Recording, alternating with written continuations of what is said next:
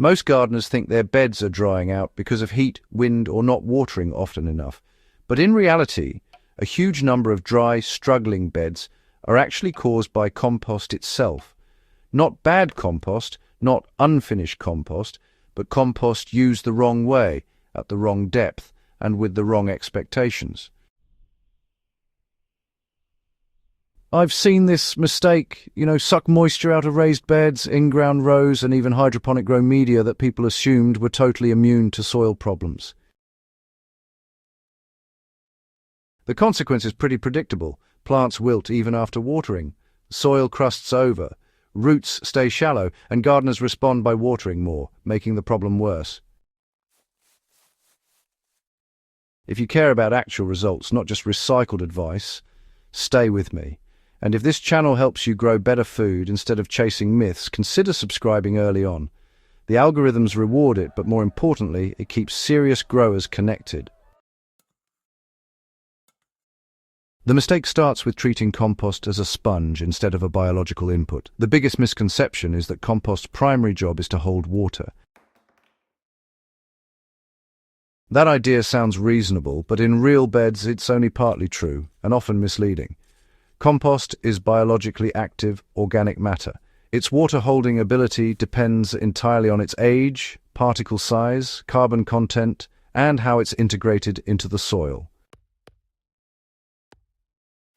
When gardeners spread a thick layer of finished compost, especially fine screened compost, on top of a bed and leave it there, they create a surface layer that dries rapidly.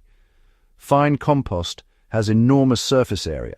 That means it loses moisture faster than mineral soil, especially under sun and wind. Once dry, it becomes mildly hydrophobic, shedding water instead of absorbing it evenly. I've measured this repeatedly. A 2-inch surface layer of compost can dry out hours before the soil beneath it, tricking the gardener into thinking the whole bed is dry. Water gets applied again, but most of it evaporates before penetrating. Over time, deeper soil moisture declines, not improves. Soil moisture doesn't just sit still. It moves upward through capillary action, especially overnight. This upward movement is what keeps root zones hydrated between waterings. A thick, loose compost layer breaks that capillary bridge. Mineral soil particles connect tightly enough to move water upward. Compost particles, especially when fluffy or overly decomposed, interrupt that connection. The result is a moisture gap. Water stays deeper, roots stay shallow, and the surface dries faster every day. In raised beds, this effect is amplified. Raised beds already drain faster due to gravity and increased aeration. Adding a compost layer that interrupts capillary rise accelerates drying.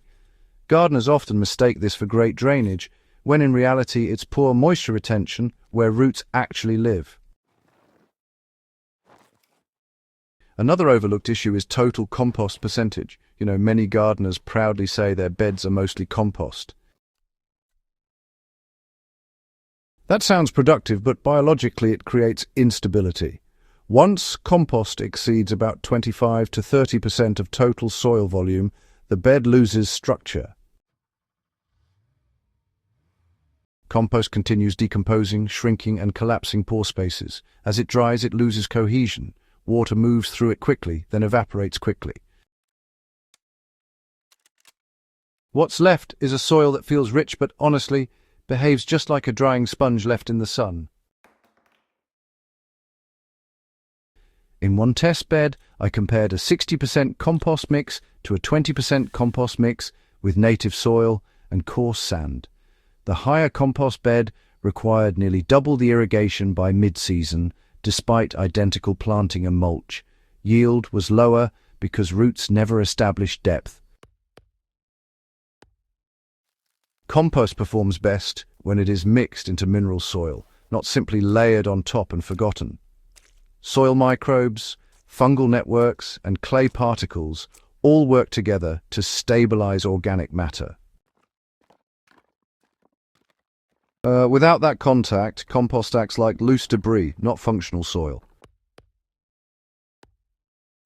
In practical terms, this means compost should be incorporated into the top 4 to 8 inches of soil, depending on crop type. For most vegetables, blending 1 inch of compost into existing soil once or twice a year is far more effective than stacking 3 inches on top.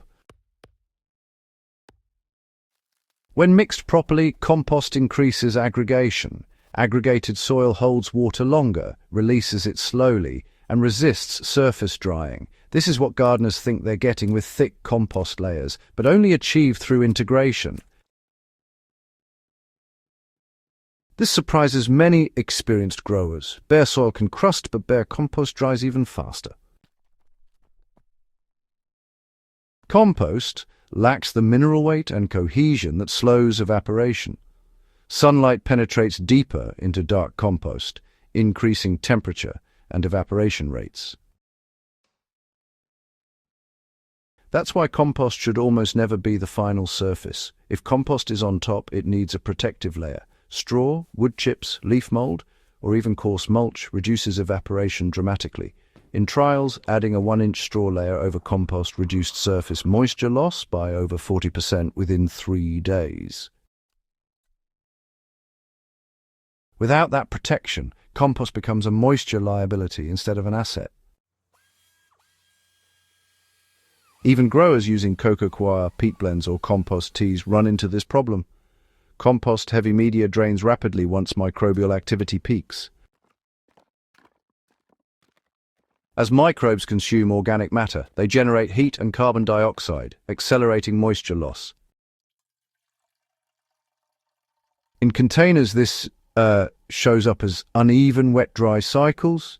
The top dries fast, the bottom stays wet, roots avoid both extremes, and, well, nutrient uptake suffers. The fix is really the same principle. Compost is an additive, not the structure. In containers, compost should rarely exceed 10 to 15% of total volume, with the rest coming from stable media like cocoa, perlite, or mineral soil.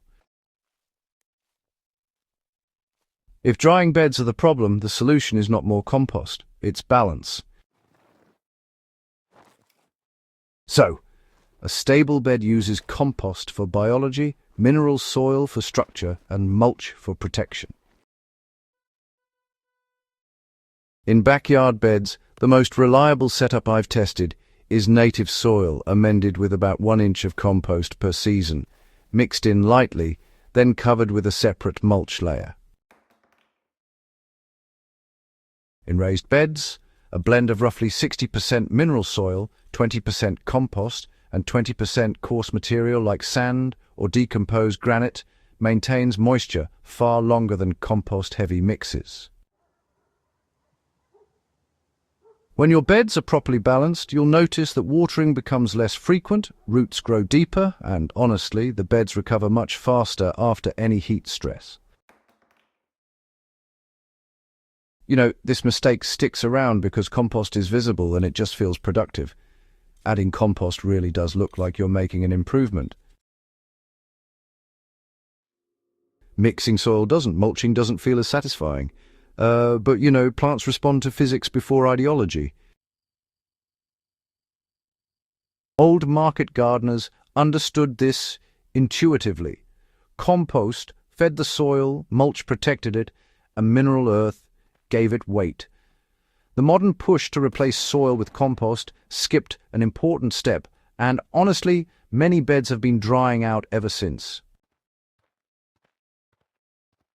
Gardening improves when you stop treating materials as magic solutions and start seeing them as tools with limits.